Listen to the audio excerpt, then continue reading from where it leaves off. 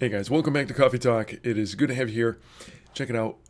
Today we have a great conversation between myself and Brian Ruh. We're talking about the history of Life Teen in the Buffalo area, just our experiences with that, and talking about youth ministry. You're going to want to jump in with this and grab a nice cup of coffee, something to drink, and take you along for the ride. We had all sorts of issues with it as we were recording and then re-recording and re-recording, as just problems kept popping up that I can't really explain because it was just like, why is this happening? It seems to be a problem around here where just strange things are happening. So pray for us on that because, boy, that's getting dicey. But regardless, we got down, we kind of jimmy rigged a little system. We got it to work, even just in here. Normally we're upstairs, but issues. So anyways, we have this great conversation, and even Caitlin joins in. Caitlin's over there. Say, hey, Caitlin. Hey. Yep. And so she jumps in, and we're going to break this up because it's an hour and a half, the conversation that we had, and we're going to do two parts, part one, part two.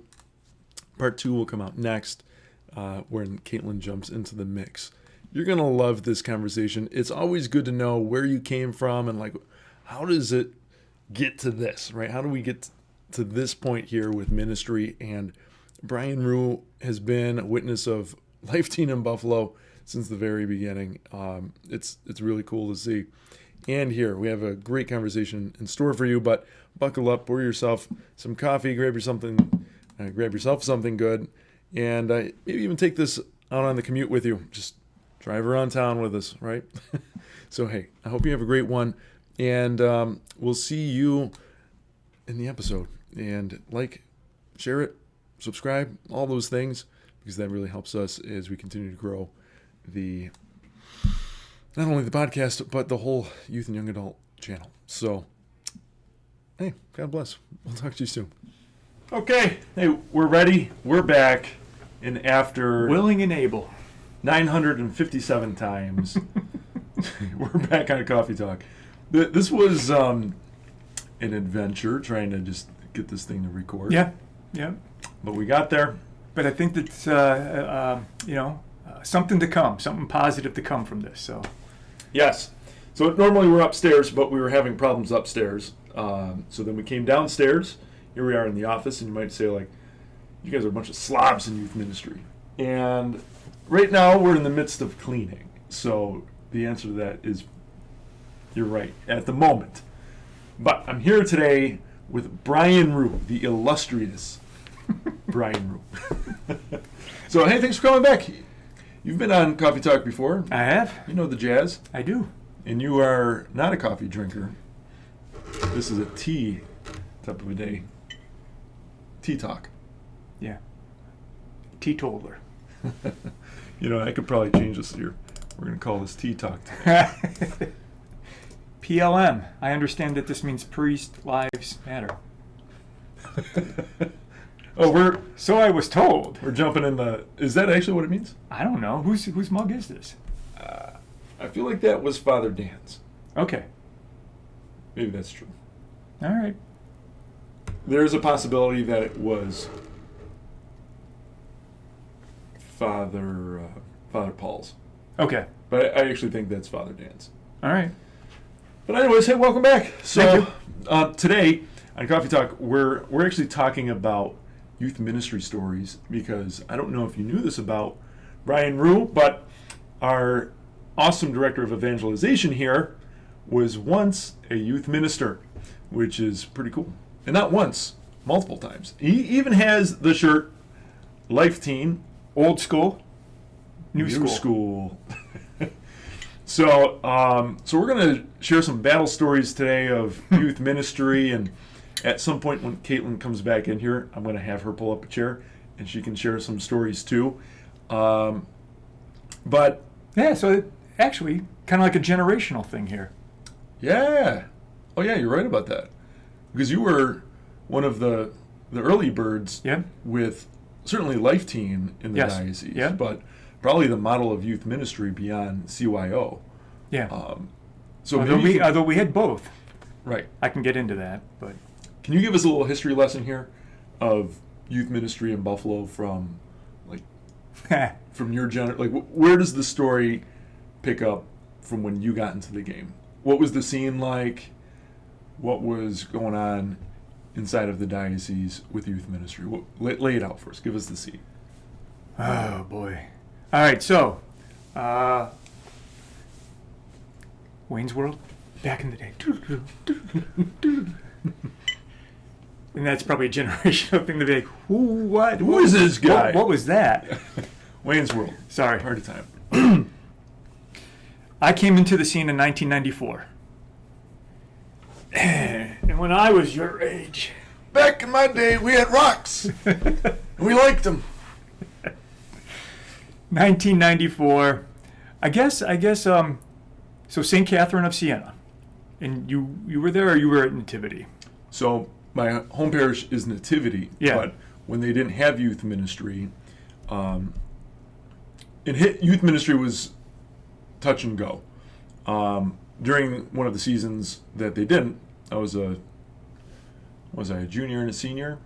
They didn't have youth ministry, so I went over to St. Catherine's for Life Teen at the time. But continue. Julie, right? Capella? Mm-hmm. She was there.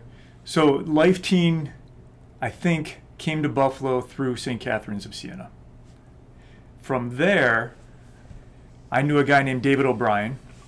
And David O'Brien came to town. His sister, unfortunately, she lost her husband. And she had 2 boys. So this guy named David O'Brien comes into Orchard Park. And he's helping out with the family. He's helping his sister out.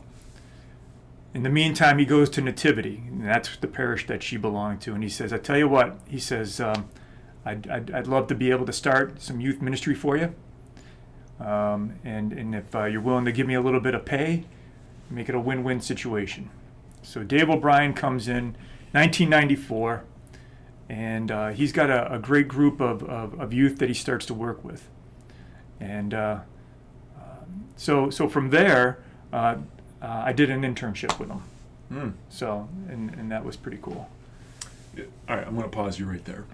So, fast forward in time, at Nativity, this is the same Nativity that you're talking about. Mm-hmm. My family moves into Orchard Park, 1996. Okay. Right? So, from there, I join up, and at this point, Ellen's there. But now I'm involved with Nativity and the various youth ministries that come up. Joe Chernowski comes to Nativity 2002, and what does he name some of our storage cabinets? He names them after previous youth ministers. The first one being the Dave. Okay. So, heritage here. At some point, I should get this Dave, on this microphone. I want to hear the stories. So Dave would be a good person to get. You still know him? I do. Oh, hey, this is going to be really interesting. Okay. All right. I want to connect with him. And he's actually a great guy. He's still in ministry. Wow. He's not doing youth ministry, but he's still in ministry. So, okay. Oh, let's make that connection. Because he's always been the guy that I heard of. Yeah. I've never met him. He just had a natural ability to do it. He just loved youth. He was able to he was very gifted, charismatic, had the music. He could pick up songs. He's so he would do the Franciscan University, right? He'd go down to Steubenville and he'd do those youth conferences. Joe Chernowski. So all right. So there's so many things that are in my head right now. So 1994, I do the internship with Dave O'Brien. It's actually on one of these retreats that I'm with Dave, and Joe Chernowski's on this retreat. And it was one of the scout camps, and I think it was Scout Haven. And they were teamed up with St. Catherine's of Siena, so Julie was there. So Julie and Dave were kind of leading the youth of both parishes in this retreat. And we get to we're celebrating Mass, and as they're singing, Joe Chernowski, one of the teens at that time, just starts, raising his hand, and and he's singing loud, and he's and I love you, Lord, and I I'm like, okay, what's this about? But looking back on that, what he shared with me without knowing it, my thought was, it can be done, right? The youth can do this, and it gave me encouragement to be able to strive for something. If he can do it, then I can do it, type of a thing. So that was still part of the internship. The following year, 1995, I get hired as the youth minister, full-time youth minister at St. Amelia's. And they had already started in 1994, kind of groundwork, with the Life Teen. And they started that. I come in. Now they got a full-time person that's going to do this. Father Leon was also at St. Amelia's. So he's the one that was helpful in getting me hired. So Father Leon was at St. Amelia's in 1994. He was part of the ground from St. Amelia's with the Life Team. 1995, I come on board, and then we helped to grow it. So Wow. Yeah. Well, at least leave it at that. So that's where we came from. Wow. So where would you say something like Life Teen, because Life Teen's kind of contentious around the area, right? Some people love it, some people hate it. Yeah. It arrives on the scene, but what was in motion at the time? Because I know the CYO model, there was probably a couple other models that were kicking around. What was the difference between these, and like what did Life Teen bring that was different? And not here to pick any battles or anything like that. I know those battles are long past, but what is it that youth ministry needed at the time that had outgrown what the church was offering? When I was at St. Amelia's, the first year and a half or so, we had a CYO, Catholic Youth Organization, and we had a Life Team.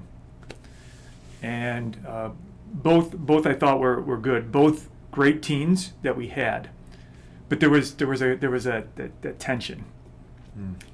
And with CYO, it was they would pay dues, and then they would do a lot of socials. And then with Life Teen, there was more of an evangelization component to it, I think. And the parish was sponsoring it. So and then we got to a point where they started to like why are we doing a Darien Lake with CYO and we're doing a Darien Lake with Life Teen? Like, why can't we just come together, right? But there was a tension that for whatever reason, because CYO was established first, but then Life Teen comes along. With Life Teen, what I liked about it was at that time, you came to it freely, so it wasn't a mandatory type of a thing, and because it was new, that there was a lot of teens that were checking it out, and so we did it on Sunday nights. We had a special mass for the youth. We had music for the youth. More of the praise and worship. From there, we'd go into our nights. We'd do 2 educationals, 1 social, and 1 service type of a thing. So, we did come to the point, though. Unfortunately, it was a point where it was kind of tough. But Father Leon and I both agreed that you can't have 2 separate youth ministries. You got to bring it together. We got 1 parish. We got to bring them together. So what we ended up doing, Father Leon and I went to a Life Teen conference down in Mesa, Arizona. We got to be part of that conference. This was kind of interesting. Those here at St. Greg's, right? There's some connections here. It's kind of a weird connection. Father Leon and I went down, so you all know who Father Leon is. Nancy Erdman was actually with us on that trip. Really? Yeah. Down to Arizona? Yep. Ooh. So Nancy Erdman and a woman named Margaret Greinick. So Nancy was representing Saints Peter and Paul in Williamsville. Then there was another couple. They had just gotten married, Joe and Krista Wargo. So they were there. That sounds familiar. And then there was a father, David. It'll come to me later. But we all went down there and tried to get a sense of what to look for, how to carry Life Teen, how to make it work. And it was kind of funny. I share this story with because we're Buffalo people, and they're doing, love you, Lord, I love you, Jesus, praise you, Jesus. So here's the Buffalo group. We're all kind of like,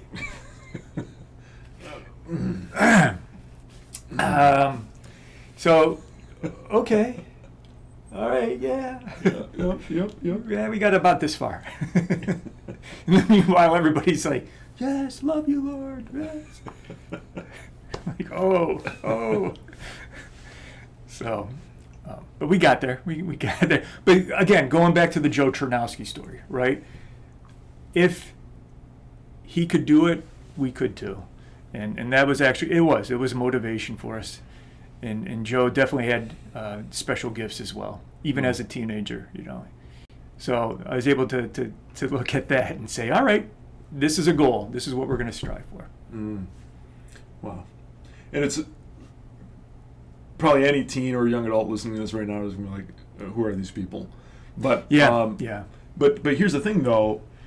Where youth ministry is today follows a long heritage of people who've put in a lot of work over decades, right? A lot of prayer, a lot of work to get to where we are today. So what St. Greg's Youth Ministry is a heritage of a lot of effort, a lot of prayer, and just that generational relational ministry of pouring in. Yeah. So from Dave to you and Joe, from Joe to me to here we are today, where you have Caitlin, and the various other youth ministers who have been here,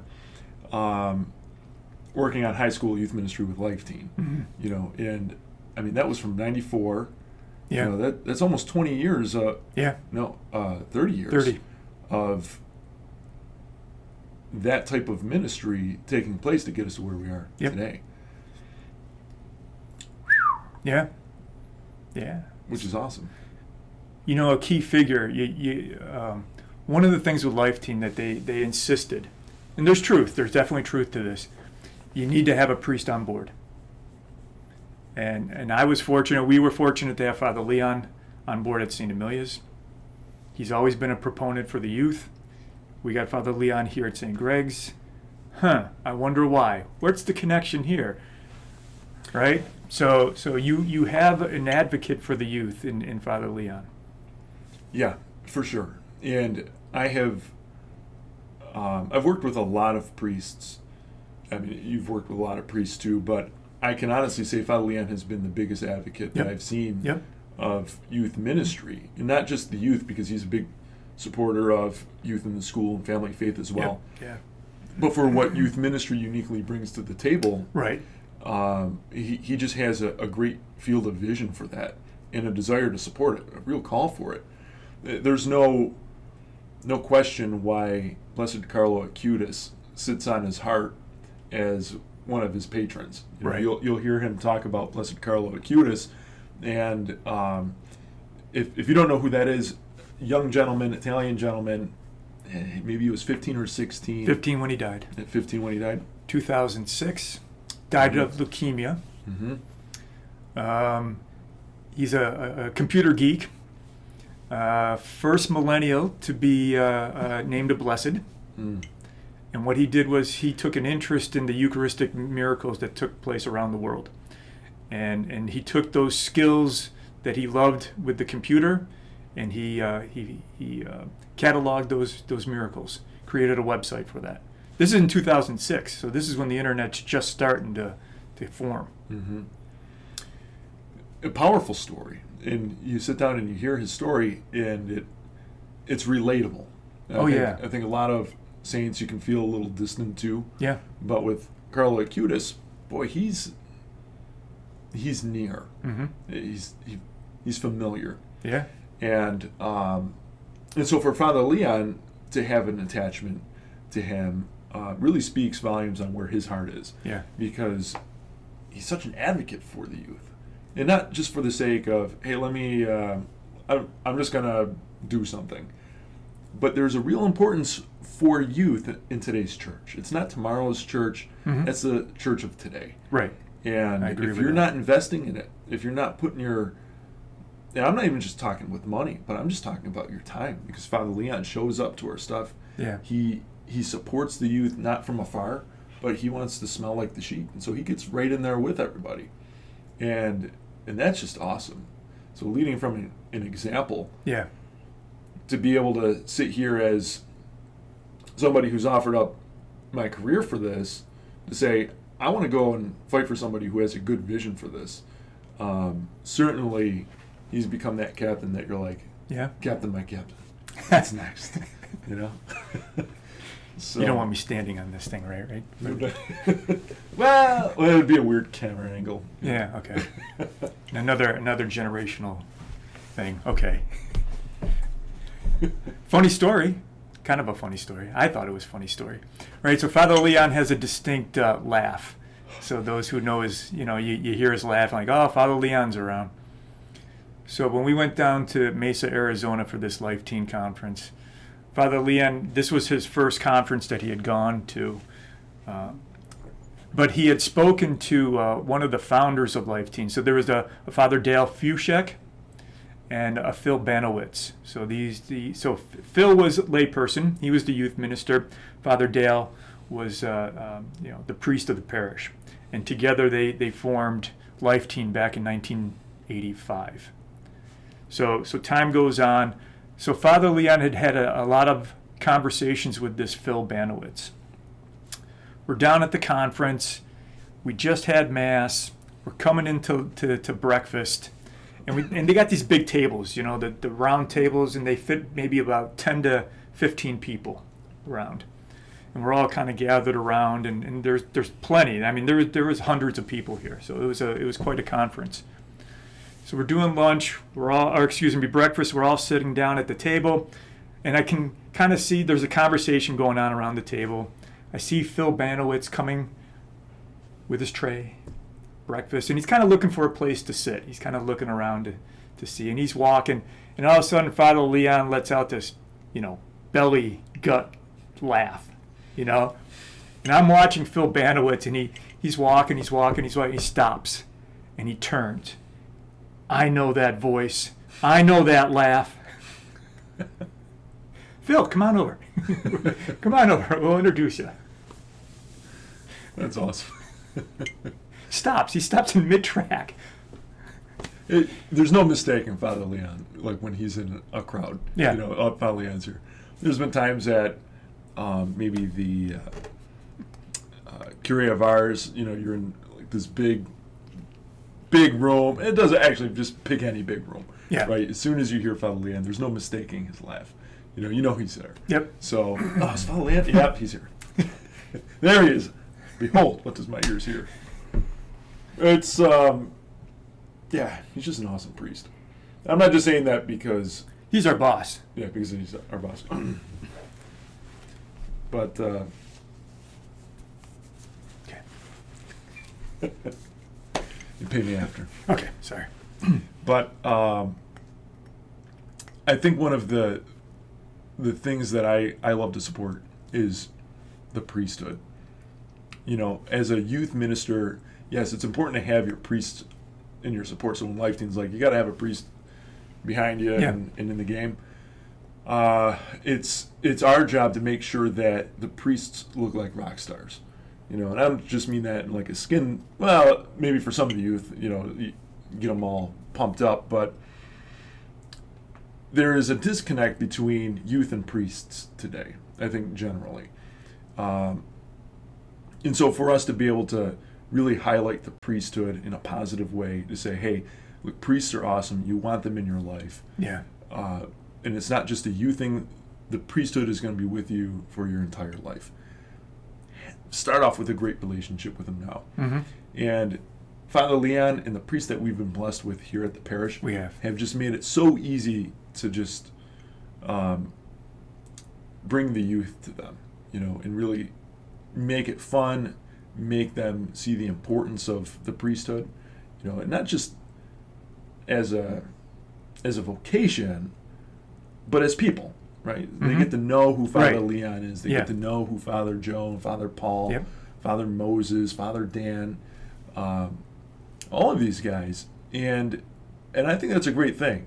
But it's an important job of youth ministries to bridge that gap, because Yeah. I think that if we don't do that, if we're not proactive on that, they're just going to continue to drift apart, and we're going to see more people just say, "Why am I going to church? What's there?" The priests, they're just up there. Yeah. No, but I know our priest will take a personal interest in the lives of the teens here. Mm-hmm. Little fun fact. So Randy Rouse, I think, right? So he's the president of Life Teen now. Yeah. I think I got it from Randy. There was a stat that I came across. Only 10% of the parishes in the United States use Life Teen. However, 40% of the seminarians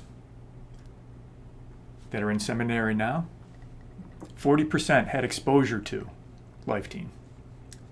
That's a wild stat. Yeah. Yeah.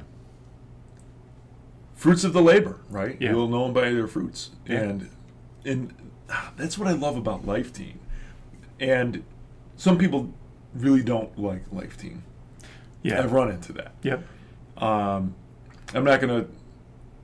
There's a lot of different models out there. But here's what I like about Life Teen, is that it does really focus on evangelization and catechesis with encompassing the joy of the faith. Mm-hmm. So you're approaching the youth in a way, in a language that they're going to understand, but we're not here to soften any approach of the church. You're giving them what the church is in its fullest. Yeah.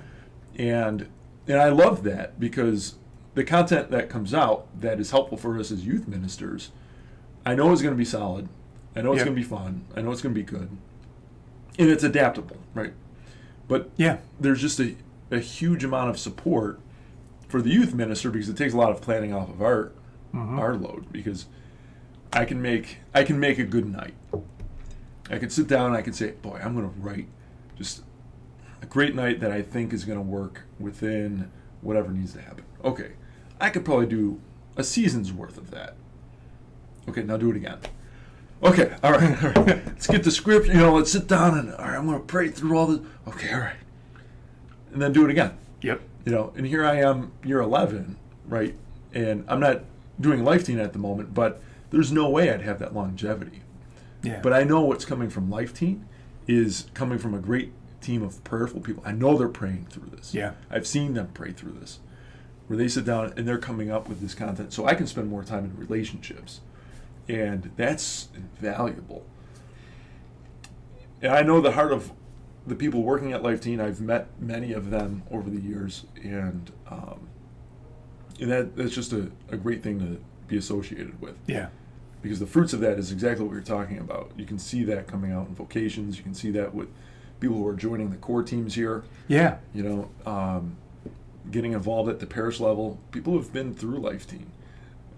So I appreciate that. That's a good point too, right? So a lot of times, and this happened with our group too at St. Amelia's, where you have the teens who are coming through the program, and you get a good percentage. Well, I don't know what, maybe like a 3 to 5%, right? But you will have some of the teens that'll stick around to become core members, and they've seen it work, so they want to give back. They want to be able to be part of it too. So, Do you have any? Let's talk victories and losses. So maybe you can share some times in your time in youth ministry when you had just a great victory that you saw the Lord moving, and then maybe a time when it just kind of went south. It was a hard lesson. I think one of the things Life Teen encourage you to be aware of is that I think it takes like 3 years to get it off the ground. And we found that to be true as well. So roughly about 1997, 98, we were like, yes, like we're like one of the larger groups at the diocesan youth convention. We got teens representing everywhere around the diocese. We were doing World Youth Days, and we got our teens as leaders. So that was really cool to see. To see those teens wanting to give back, wanting to be part of this again. Those are definitely highlights, to see those teens grow, to see the teens. When we went to World Youth Day 1997 to Paris is where it was at that year. We had, I think it was 15 youth from St. Amelia's. And then Buffalo had a larger group. Mm. But I'm biased, I get it. But our teens stood out. And I think because it was Life Teen, and I also think because we approached this World Youth Day as a pilgrimage. Mm. Like, granted, you're going to Paris, and we knew that you're going to have tours and sightseeing and those type of things. We knew that. Mm-hmm. But when we advertised this, we told our teens, like, no, this is going to be a pilgrimage.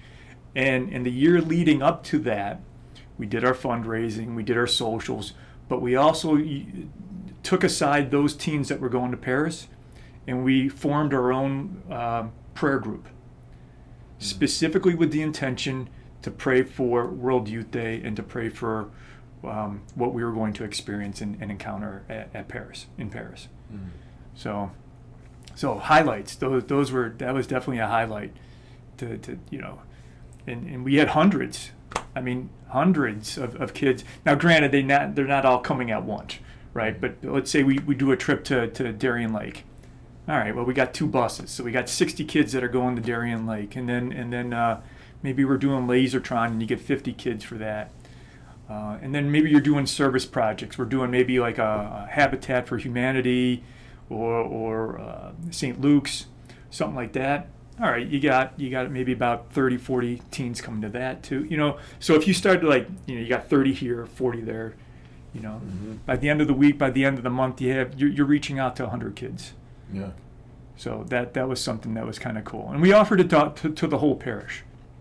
So we would do our monthly mailing. Mm-hmm. This is what's coming up for the month of July. Here's the month of August. Come and join us. And we'd give them opportunities. And if they wanted to join us, they were more than welcome to do so. So that was cool. A rough patch. I remember a rough patch. So I did Life Teen at St. Amelia's, 1995 to 2000. I was hired as a campus minister for St. Joe's Collegiate Institute. I was there for 4 years. And I was informed that beginning of my 4th year, they said, well, we're gonna be maybe going in a new direction. Like, oh, okay, right. So there's an understanding, like, all right, I should probably be looking around. So as it turns out, the youth minister at St. Amelia's at that time in 2004, she was pregnant. So one of the trustees of St. Amelia's approaches me and he says, hey, Brian, he said, our youth minister is pregnant. She's going to be taking some time away. We're going to be doing a search committee for a youth minister. I said, okay. He goes, do you think you might be interested in that? And I think, yeah, let me talk to my wife about that. And he goes, however, if you're interested in the job, then our search would be over. Oh. Yeah, let me talk to my wife about this. Oh, man. So I stepped in, and the youth minister, she was stepping away because she was having her first child. So that was great. Here's where the tension came. A lot of the teens that I had in the 90s, now their younger siblings were coming along. And some of the teens that I had in the 90s are now core team. but they still have the younger siblings. And there was this weird dynamic that was taking place where there was no division, and I get it because they're siblings. So we're trying to do things with the adult siblings, but then all of a sudden they're inviting their kid siblings along. And like, no, it's just us, the adults, right? So we'd go to, we'd go somewhere afterward. We'd go to a restaurant, we'd grab some pizza, grab a beer or something like that. Just you have the kids showing up. Just you're like, exactly, as a team to try to build us up as a team. Right. And here they are inviting, well, my sister has to come. Well, my brother has to come. So then at that point, you're like, well, I'm just looking for us. And then, all right, so then they'd come to the table with us, and I'm like, guys, but I couldn't say, like, go away. Right. Because I do want that relationship with the teens, and their older siblings were core. So then we had this tension about, with the alcohol, right? Like, all right, we can't have the beers. What do you mean we can't have the beers? We got teens here, right? This is part of the code of conduct that we can't do. Mm-hmm. Yeah, that's okay. He's my brother. I'm like, you do, but so here's the boundary issue. Like, well, then I'm not having a beer, and you really shouldn't either, because even though he's your kid brother, she's not. Right. That got a little tense. We worked it out. There was a little bit of a cleaning of house, but in fairness to the core, I said to them in the very, very beginning, I said, if that's something that you want to do as family, then you got to keep it separate from what we're doing as ministry. Mm-hmm. And some listened, some didn't. So there was a little bit of a tension there. That's too bad. I feel like there's always a tension in ministry. Yeah. There's always something, and I have no doubt that it's a product of spiritual warfare. Always trying to divide, stick it in. Mm-hmm. It's kind of like today with our tech issues, trying to figure this out. There's always something that is going to be thrown into the mix, but just pray it through. Yeah. Sometimes people are on board, sometimes people are not, but the show must go on. One of the things, and I don't know about you, a lot of times with this ministry, you just don't know if you've made a difference. Mm. Sometimes you do, and those are the blessings, and that's what I wanted to bring up here.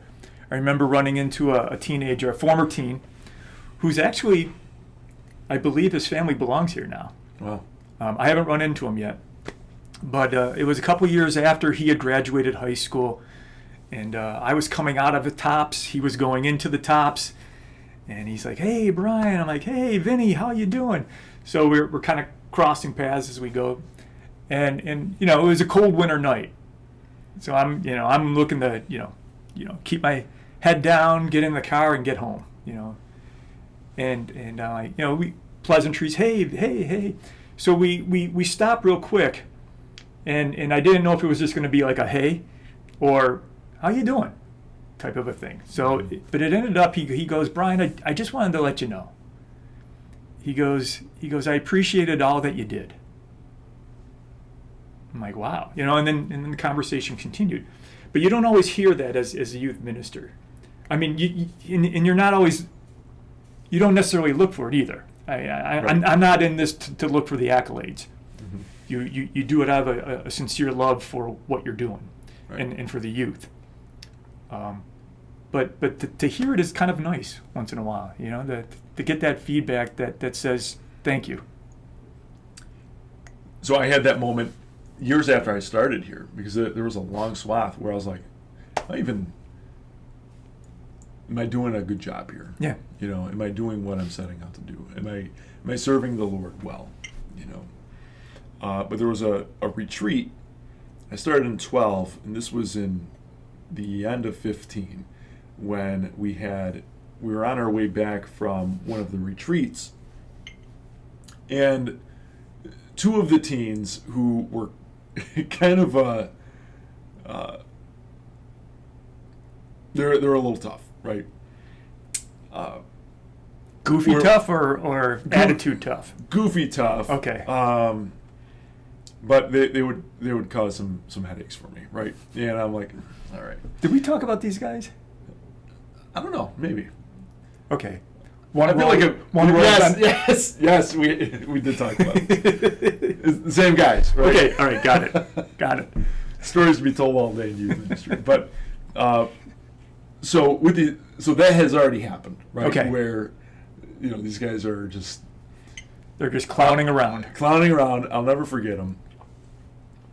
But we're on our way back from a retreat, and the retreat itself was kind of a hard fought battle. But at the end, I was tired, but I was like, that actually went pretty well. Lord, thanks for filling in the gaps. And I was kind of thinking that.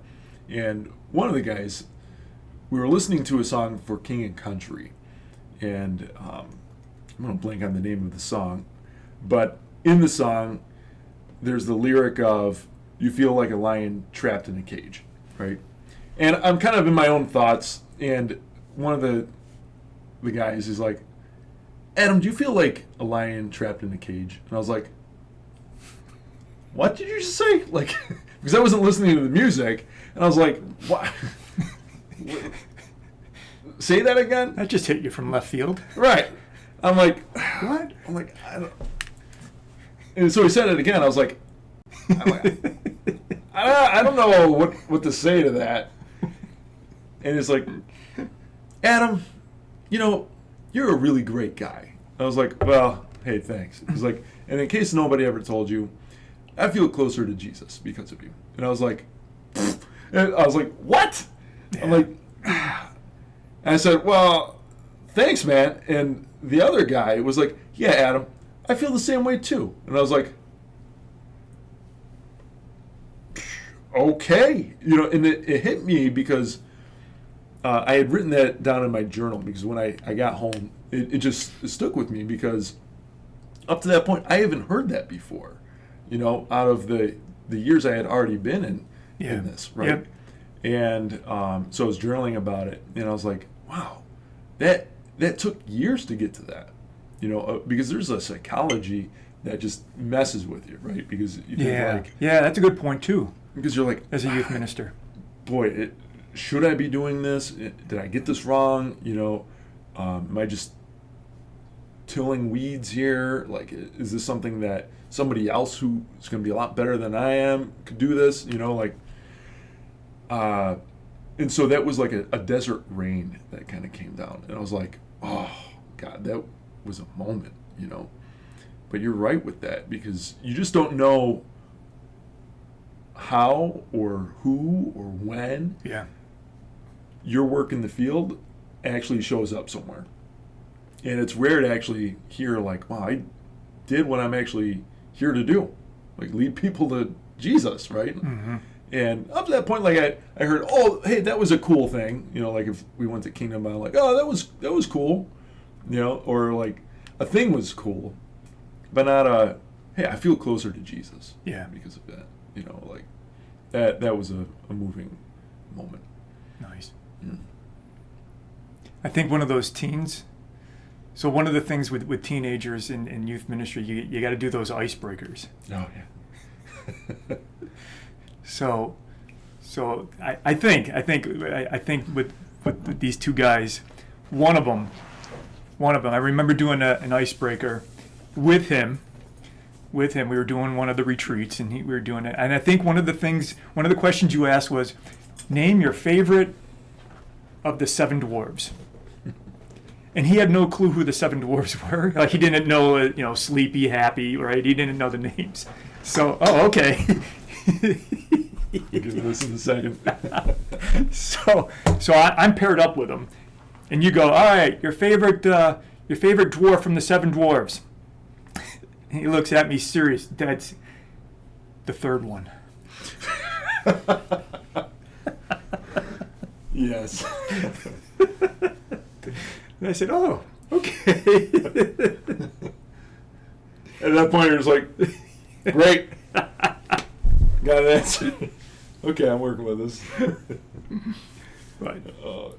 Icebreakers are just notorious in youth ministry. Yeah. So Yeah. And it's funny, you had them in your bag of tricks. my bag of tricks. So, Always had them on you. So it's important in ministry to have your ministry bag. This is my bag. Yes. Handcrafted by the great youth minister Jesse Saltarelli, who's actually now at Chesterton. But gave me one thing. Is he still doing that? I didn't follow up with him before. Yeah, he's still doing this. All right, Yeah. because I like that. Actually, tomorrow I'm going to be seeing him. And he's going to be doing my steering wheel. My steering wheel's getting all ratty. Ooh. So he's going to bind it up, and he's still doing leather. Okay, Shout out to good. Jesse. You need leather products. Handmade. I mean, this is a nice bag. It's nice. Very well made. Very well made. Tough, durable. But it's important when you're in ministry to have a ministry bag, because I can run any life night, I can run any retreat out of this bag. So I've got my computer with any cable to any connection that I ever need, because you never know where you're stepping into. Like, you have a projector. Is it a TV? Is it a TV from 2000? Is it a, so I've got all the cables and whistles in here. Oh, wait, pull that back out again. Yeah, a little VGA. Look at that. You probably recognize those. Yep, the good stuff, right? So anyways, one of my, actually there's some must-haves in here. I've got a Bible in here that goes with me everywhere. I've got my journal, but then to make sure that you're always ready for a good icebreaker, getting to know you cards by Life Team. This isn't, they don't make these anymore. No? No, this is a rare commodity. Why not? I don't know. In all seriousness, that'd be something worth having. It's totally worth having. I've had so much use out of these, but just getting to know you cards, same type of thing. So you just pull them out, and you can move any crowd together. But sometimes people are like, oh, icebreakers, and you can see it on their faces. But it's eye roll. But you need to break the ice, and you got to have some ways of doing that, right? And there's a bajillion ways that you can do that, right? To me, it's just easy enough. You can break out a deck of cards and you can go. But when you have a group of, especially teenagers, when they're just kind of coming together, maybe for the first time, right? Nobody wants to move. Nobody wants to do something. No one's going to talk to somebody else. So you force them to do something, and especially if you're just shifting them around like popcorn, then it really does break the ice. It makes the start of your event or your gathering, whatever you're doing, that much more easier. Yeah. If nothing else, at least they can relate to they don't want to be here. Right. So what was your name again? It sucks, right? Like, yeah, right. at least we're in it together. But at least you're starting to put people together and break down those barriers and walls. Did you have a go-to icebreaker? I think I did, but I don't remember what it was. I'm sure I do, and I apologize. I don't remember. That's all right. Yeah, sorry. Now, trips. Trips are always a big youth ministry staple. Yeah. Trips and retreats. They're two different things. But what was your go-to trip? Where did you guys like to go? One of the things, we would do these confirmation retreats, and we used to do them out at the seminary. So Christ the King Seminary in East Aurora is where we used to do them. Rest in peace. Yeah. Although we should probably look into seeing what we can do about resurrecting a conference center of some sort, a retreat center of some sort. Now that hasn't been torn down yet, right? Is that still underneath? That's still there, right? Correct. But I think they want to use it for the. They want to get some money from it. I'm just saying.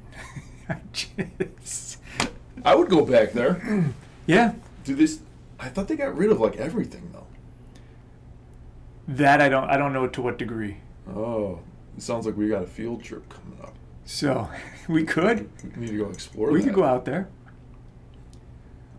But continue. Okay. Well, seminary. Yeah. So what I like. So it's in East Aurora. It's on the outskirts of East Aurora, and it's country. You're in the woods. You're in the country.